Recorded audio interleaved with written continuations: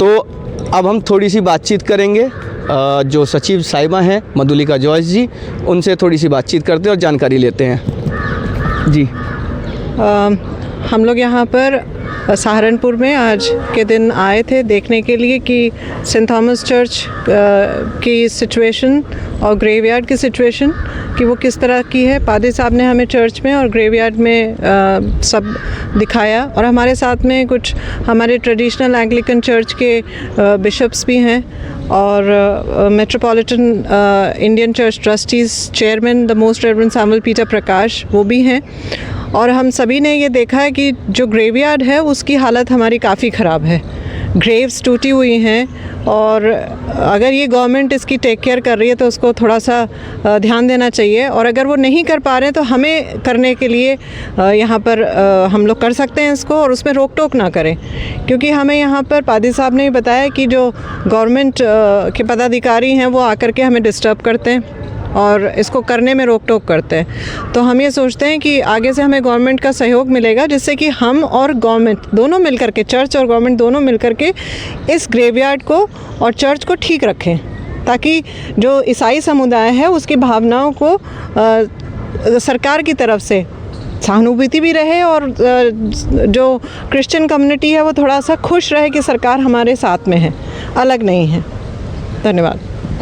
तो ये थी हमारे साथ में जनरल काउंसिल CIPBC, जिसका पूरा नाम church of India Pakistan Burma और सिलोन, उनकी मौजूदा सचिव मधुलिका जॉयस जी। चर्च के पादरी साहब से भी हम बात करते हैं, संजय बेल जी से, उनके भी थोड़े से विचार। मैं आज धन्यवाद देना चाहता हूँ हमारी जनरल सेक्रेटरी श्रीमती मधुलिका जी के लिए, हमारे बिशप साहब बिशप आशीष जॉन प्रकाश जी के लिए, और मेट्रोपॉलिटन सर जो हमारे बीच में मौजूद हैं, और डेलीगेशन के लिए कि आए और चर्च में विज़िट किया, और चर्च और ग्रेवयार्ड दोनों विज़िट किया। चर्च तो अच्छी कंडीशन में, क्योंकि चर्च को चर्च के लोग ही मैनेज कर रहे हैं, पर ग्रेवयार्ड के थोड़ा सा क्योंकि यहाँ पर हम ज़्यादा इंटरफेयर नहीं कर सकते, और इस वजह से हम इसको ज़्यादा सफाई, जितना पोर्शन हमारे हिस्से में आता है उतने को साफ़ रखते हैं, और बाकी थोड़ा सा जो है सफाई नहीं हो पाती, क्योंकि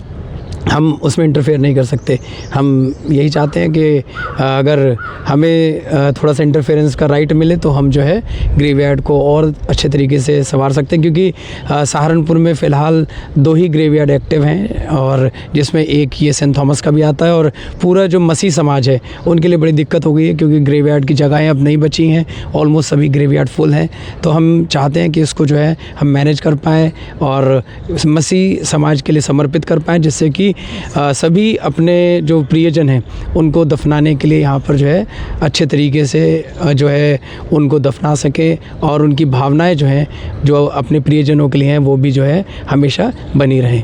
और बस इसी के साथ मैं धन्यवाद देना चाहता हूँ हमारी एंग्लिकन कम्युनिटी का और हमारे सभी ऑफिसर्स का। Thank you. मैं सचिव साहिबा से एक सवाल पूछना चाहूँगा, बल्कि वो सवाल मेरा नहीं है,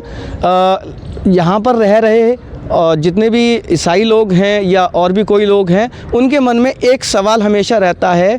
कि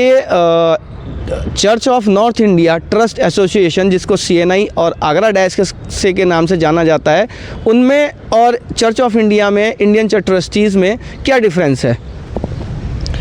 चर्च ऑफ नॉर्थ इंडिया तो एक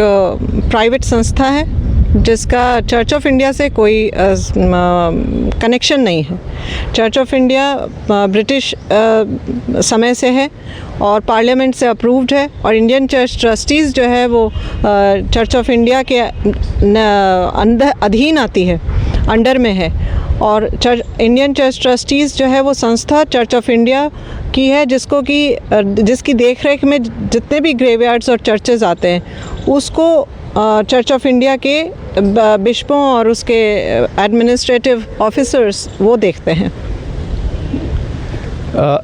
तो हम बातचीत को यहीं ख़त्म करते हैं। आगे भी हम आपको ऐसी और भी अच्छी अच्छी खबरें आप तक पहुंचाते रहेंगे। तब तक के लिए शुक्रिया, धन्यवाद।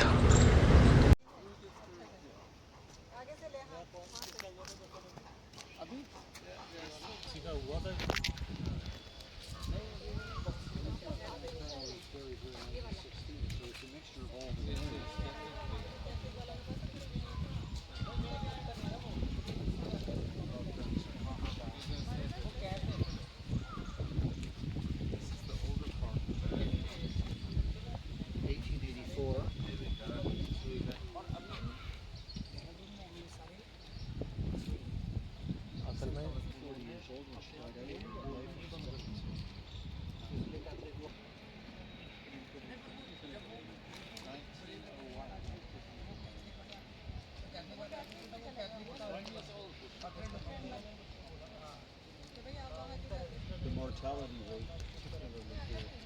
even amongst English Muslims, very high. There's a 2024 Stone